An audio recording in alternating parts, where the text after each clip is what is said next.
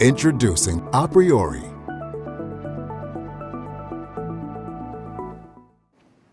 So what do we get when we're done with all of this?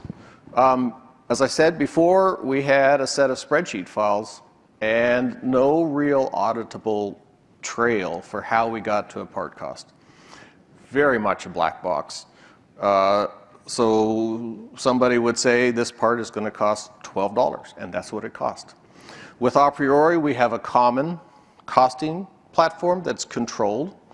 We have a formal process to buy off on that configuration and a formal acceptance. So there's a lot of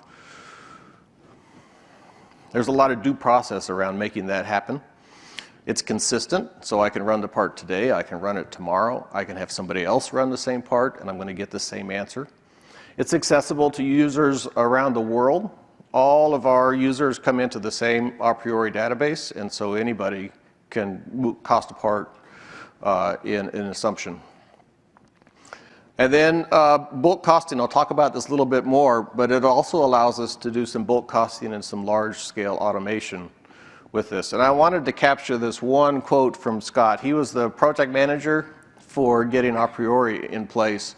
And he says that the rigor that his team has put in play around this gives us a controlled means to analyze part cost better than before we had aPriori.